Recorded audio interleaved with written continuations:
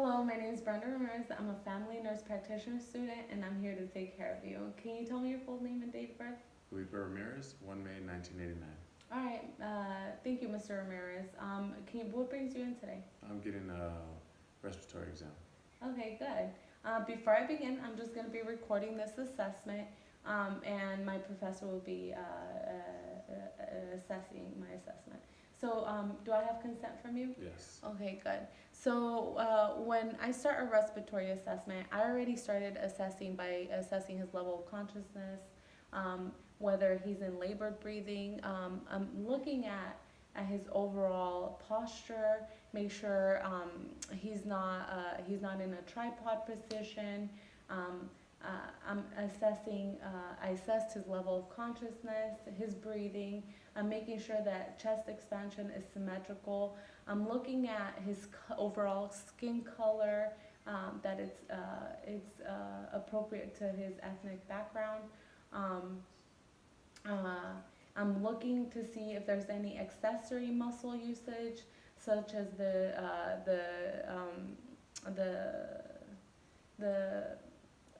sternogomastoid muscle or the scalene. Posteriorly would be the trapezius muscle, so I can do that as well because I don't have to turn him. I can assess his trapezius muscle. I can assess to make sure he's not using any. He doesn't have any retractions or um, any diaphragmatic breathing, which would be from the belly.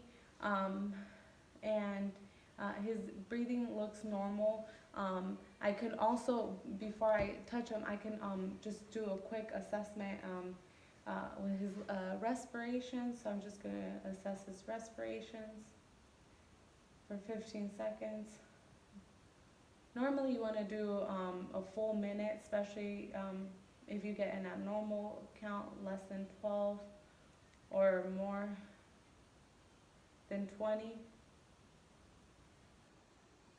And for him, I just did 15 seconds and multiplied it by 4. He ended up having 16 respiratory rate, and it was symmetrical chest rise.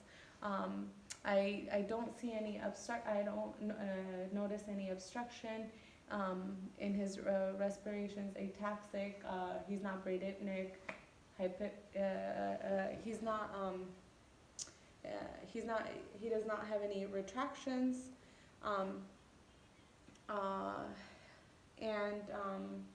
Next, I'm just going to look at his overall color, make sure there's no lesions. I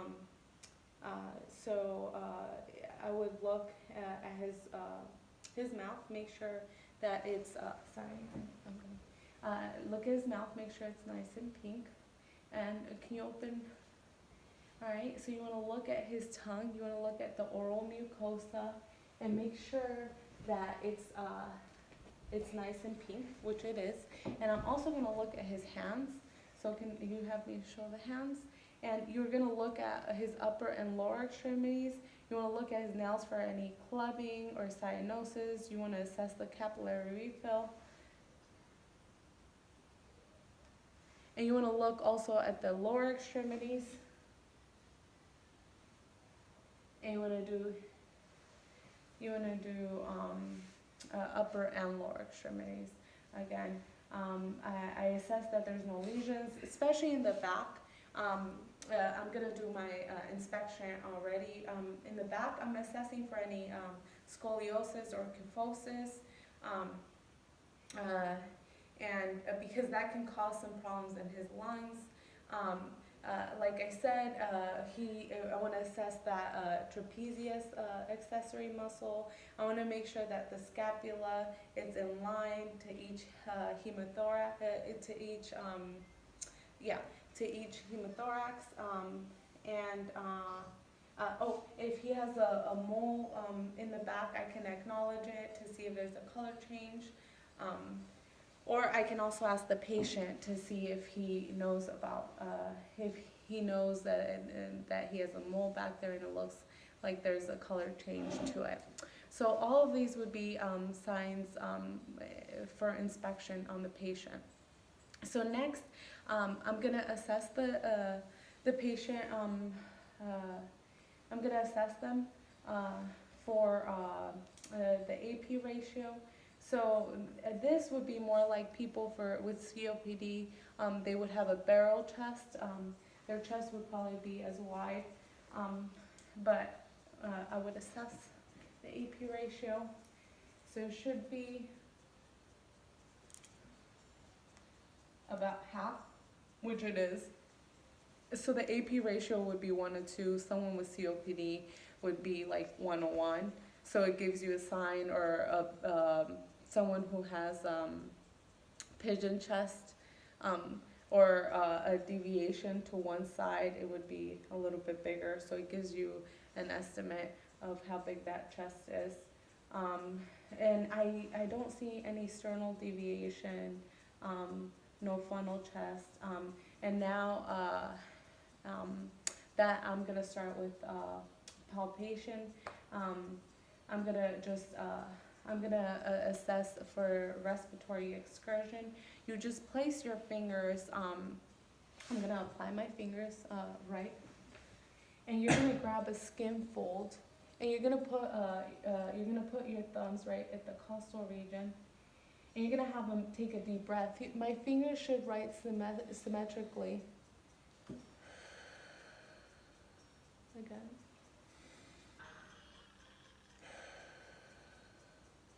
Good. So it's symmetrical. If it was a lag in expansion, or it would give me a sign for like pneumonia or atelectasis.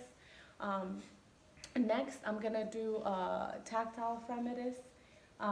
So for tactile fremitus, I'm gonna use the ulnar side of my hand, and I'm just gonna assess for vibration.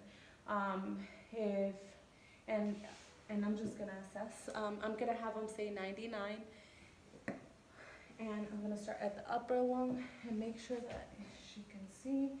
I'm gonna start off with you saying 99. 99, 99, 99, 99. Good. So tactile fremitus was symmetric. It was symmetrical. If it was a decrease in, or it was asymmetrical, or increased, it would give me a sign for like pneumonia or pleural effusion or pneumothorax. So that's tactile fremitus. Next, I'm just gonna assess for costochondral tenderness.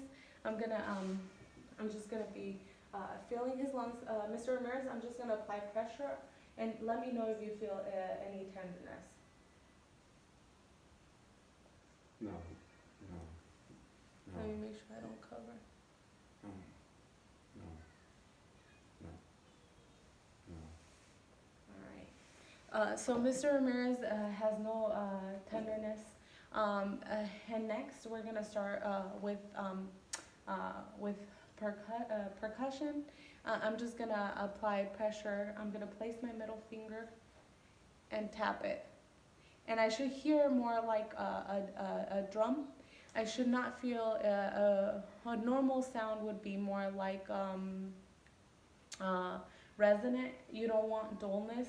Dullness would give you if there's like fluid in the lungs, or a tissue. Sometimes you'll hear dullness around the third and the fifth, the third to the fifth intercostal space where the heart region is, because that's tissue. But it shouldn't be anywhere else. You should feel resonance on all the other side. Hyperresonance would give you a sign of too much air, such as like COPD people, emphysema, or asthma and asthmatic. So now I'm gonna start my percussion. I'm gonna start with the apices, and I'm gonna work in a lateral-like motion. I'm gonna so I'm gonna start, and I'm just feeling for resonance. I'm feeling the difference. Make sure that.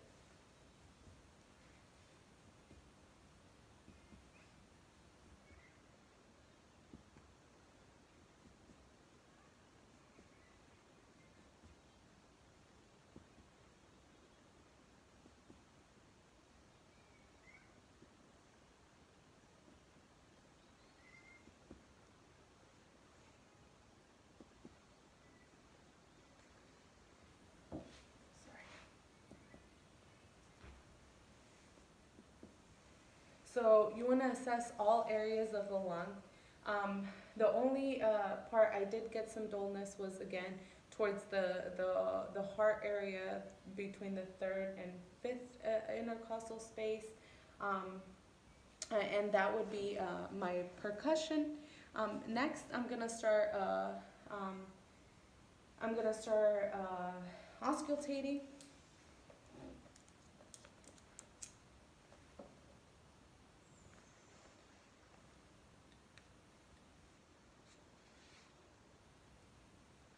And when I auscultate, I acknowledge that on the right side there's 3 lobes, and on the left side there's 2 lobes. You want to start at the apices of the lungs, so right at the top where the apex is of the lung, above the a little bit above the clavicle, and then you're gonna go work your way down to the second intercostal space and work your way all the way down. And you want to listen to all those lung sounds. You want to listen to lung sounds such as the bronchial, the bronchioles, they're high pitched and you should only hear it in the upper airways, near the trachea, bronchiovesicular. Those ones you can listen to more like in the first, the second intercostal space. So when you're listening to near the bronchioles, and then the rest of the lung sounds should be soft, more vesicular. Um, and that's what I'm going to be listening for and work my way down. And I'm going to be listening to it with my diaphragm. Okay. And I want to do a ladder-like motion, go from one side and compare it to the other. As I hear him, I'm going to have him take a deep breath, but with his mouth, and breathe out with his mouth.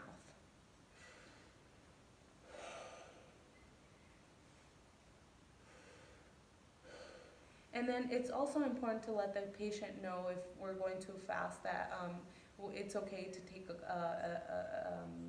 take some time to catch his breath to make sure they don't hyperventilate.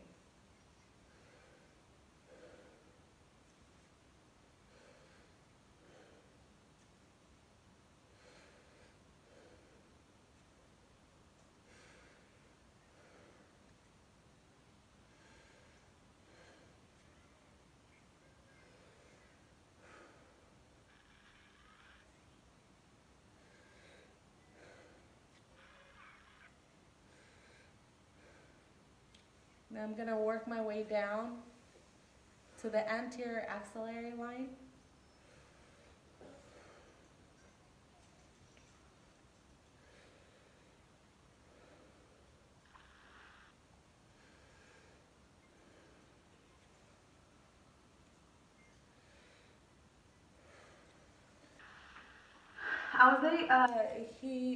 He had vesicular lung sounds. I did not notice any adventitious sounds such as crackles, any rhonchi, wheezing, stridor, or rales. I did not hear any of that. The only thing I did hear was the bronchiovesicular between the second intercostal space. And that would be considered normal. That's normal, but throughout the rest of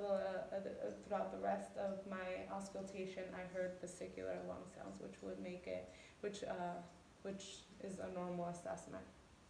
All right. So now that I'm done auscultating anteriorly, I'm going to go to the lateral. I'm going to start off on the right side laterally, and Mr. Ramirez, I'm just going to have you kind of sit this way. Okay. And this is good if you hear, especially if you hear a problem with the right middle lobe. This would give you a good it gives you a good guide to see if there is adventitious sounds, crackles, rhonchi, wheezing, rales, or stridor on the right middle lobe. But you can listen to the right upper, right middle, or right lower. You want to start at the You want to, yeah, the mid-axillary line, you want to start at the mid-axillary line and work your way down. And once you hit that sixth rib, you want to move more posterior to the posterior axillary line to finish off to the eighth rib. I'm just going to listen laterally, and I'm going to be listening for the normal lung sounds, which on this side it should be only vesicular lung sounds. I shouldn't hear any other adventitious sounds. And now, Mr. Ramirez, I'm just gonna, so again, from the apex, so Mr. Ramirez, can you actually raise your arm for me? I'm gonna have him kind of turn, yep, like that, yep. So right here, that's the mid-axillary line. That's where I'm gonna start at the apex for the lung and work my way down just to listen.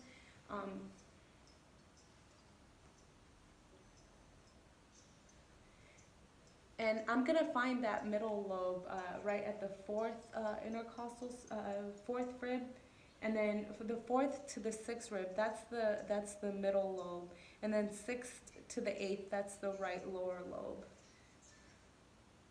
And I'm listening to all lobes. Take a deep breath.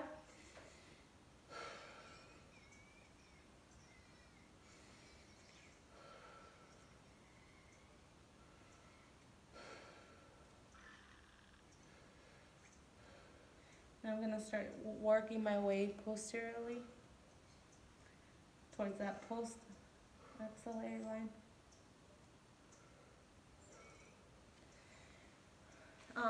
Vesicular, I was able to hear only vesicular sounds. All right, Mr. Ramirez, now we're gonna do the left side.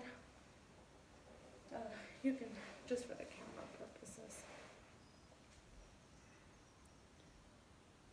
So on the left side, there's only two lobes. I'm gonna start off at the apex of the lung, and I'm gonna work my way down mid-axillary, and then kind of post-axillary line. And I'm just gonna be listening to the upper and the lower lobe. The upper lobe goes from the apex down to about the fourth rib, and then everything else down is the lower lobe. And these should be vesicular sounds. I should not hear any adventitious sounds such as like crackles, rhonchi, wheezes, stride or wet rails. And I'm gonna work my way down from mid-axillary line. So.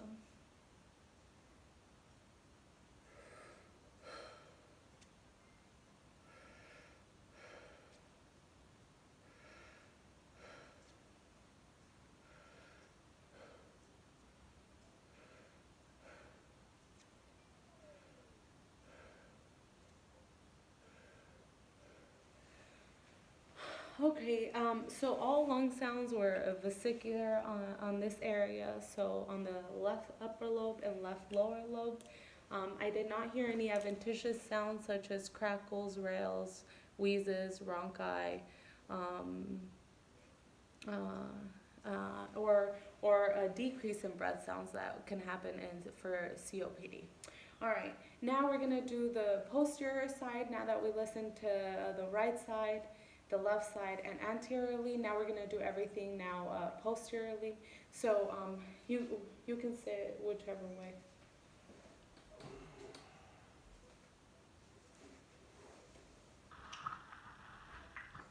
Okay. All right. So now I'm just again I'm doing an overview assessment of just the back once again, just to make sure there's no kyphosis, scoliosis. He's not using his trapezius accessory muscle, and making sure that the scapula is within each hemothorax. And when you listen, when I am going to be listening, you always look for that C7 right in the vertebra. Sometimes when you're assessing the posterior, what you can do, and you're listening or percussing, even palpating, you have the patient place the arms forward, and then it removes the scapula out of the way, and you can really listen to those lung sounds. So now I'm just gonna start with doing a respiratory excursion. So what you want to do is place your fingers right. I'm gonna place my fingers right at the 10th. I'm gonna look at the vertebrae and around the 10, around T10, and with the fingers lateral, I'm gonna make a little fold, and then I'm gonna have them take a deep breath. And my fingers should rise and go down symmetrical. Again. Again. Okay. So respiratory excursion was symmetrical. Again, there was no lag in expansion. There was no. It didn't give me any signs of possible atelectasis or pneumonia. After respiratory excursion, I'm gonna I'm gonna I'm gonna start the tactile fremitus, and I'm gonna have them again say 99, and I'm gonna work my way from the apex of the lung all the way down to the basis, to the peripherals. All right. So I'm gonna have you say 99, but I need to do it in a way where she can see. Okay. 99, 99, 99, 99, 99, 99, 99, 99. Okay. So vibrations felt symmetrical. If you have a hard time feeling the vibration, you can also, like I said, have the patient place his arms. The good thing is he has a chair right here, which makes it easier for the scapula. For the scapula to be placed to give you that opening place. If his the fremitus was like a decrease in one side, asymmetric, that would give me signs of like pleural effusion or possible pneumonia. All right, now that I'm back here, I'm gonna do a diaphragmatic excursion. So in order to do this, what I'm gonna have him do is I'm gonna have him exhale, and I'm gonna be percussing. So first, actually, let me start with percussing, and I'm just gonna percuss all down to his lower lobes, and just making sure that it's not resonant, that it is resonant and not dull. Like I said earlier, dullness will give me a sign of fluid accumulation, or a tissue.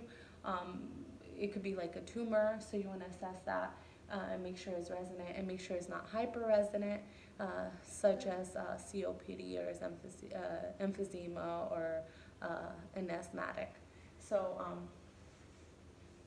or a pneumothorax. So I'm going to start, and I'm going to move, I'm going to hit the middle of my finger, the upper, and I'm going to work my way down in lateral motion. All right, Mr. Ramirez, can I just place? And if you don't know, you can look for that you see 7, the little bulging part. All right, so I'm going to start. And it should feel like you should.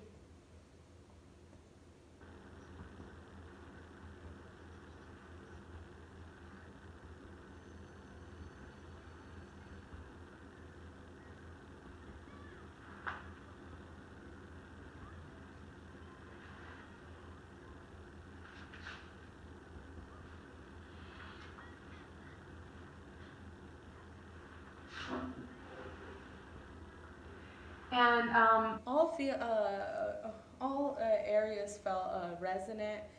There was no signs of dullness. Next, I'm gonna do a diaphragmatic excursion, what I was gonna do earlier. So with this, you're gonna place your hands again in that right between the vertebra. And what you're gonna do is, you're gonna have the patient exhale, and I'm gonna work my way down to pure dullness.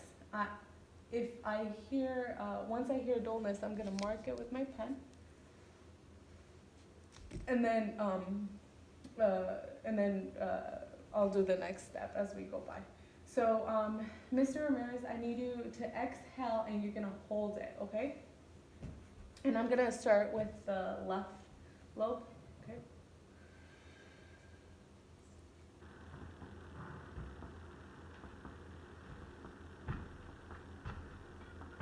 Okay, right here, I hear dullness.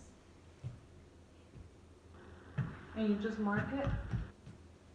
Alright, so now you can take a couple deep breaths, and I'm gonna have him, I'm just gonna have him breathe. This is diaphragmatic excursion. And then once he catches his breath and relaxes, now you're gonna have him take a deep breath in and hold it. Okay. A deep breath in.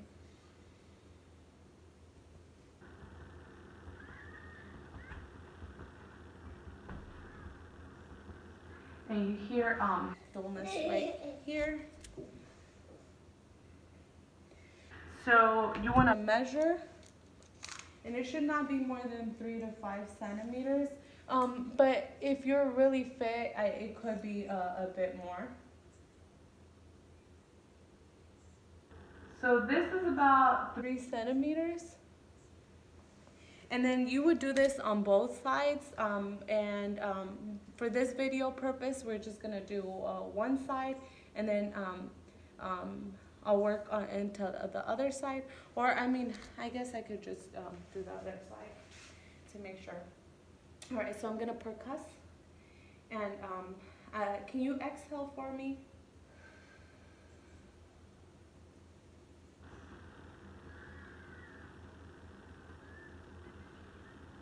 Are you holding it? So right here, I'm not hearing, and again, it's pretty symmetrical, not that far off.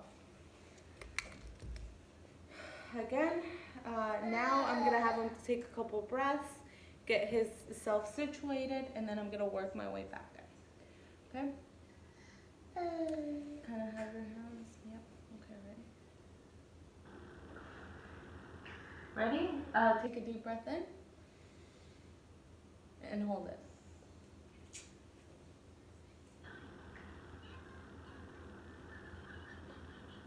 Right here, it's dull again. So they're pretty symmetrical from one side to the other. Just this very slight variable, which that's okay. And also a 3 centimeters, so it's symmetrical. The diaphragmatic excursion, it's 3 centimeters bilaterally. Next, I'm gonna start with auscultating his lung sounds. When I auscultate, I'm gonna assess. You want to look for the vertebrae. Look for that C7, which is the very bony prominent. You want to work your way down. On this side, you're only going to listen to the upper lobe and the lower lobe, because there's only 2 lobes on the posteriorly that you can listen to. And I want to make sure I'm listening to only normal breath sounds. Again, I shouldn't hear any bronchial breath sounds on this side. I could hear bronchiovesicular sounds anywhere from the T2 down to a T4, and then the rest should be only vesicular breath sounds. And I should not hear any adventitious sounds. I should not hear any adventitious sounds,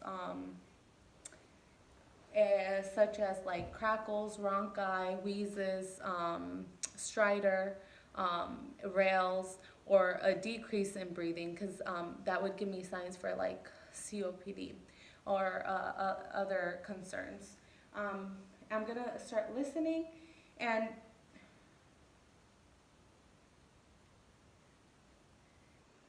right around the T4 is when I'm gonna listen for.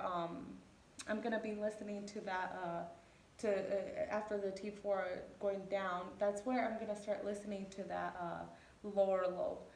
But most of the lung in the back is it consists of the lower lobe versus the upper lobe. So I'm just gonna be listening in a lateral like motion, and I'm gonna have him place his hands a little bit more, just because as you can tell he has a lot. So all right. So, and again, I'm gonna have him take a breath, and I want to listen for a whole breath sound, in and out, in and out, and he's gonna be breathing with his mouth. Okay. Give me 1 second. Sorry. If you need to catch your breath, let me know at any moment. Okay.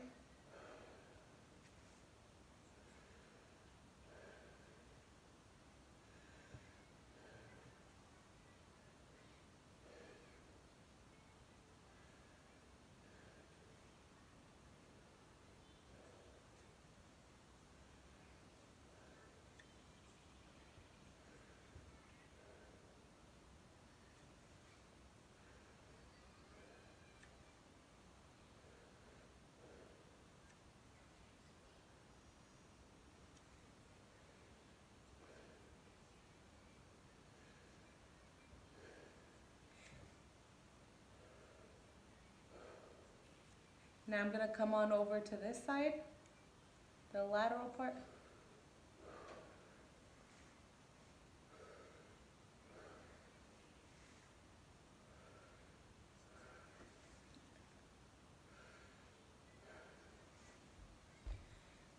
Vesicular breath sounds I was able to hear throughout. The only bronchovesicular sounds that I heard was between that T3 to T4, and that's about just the upper lobe, and I heard them bilaterally. I did not hear any adventitious sounds such as crackles, rails, ronchi, wheezes. Um, Strider, I didn't hear any abnormalities. So that about concludes my assessment.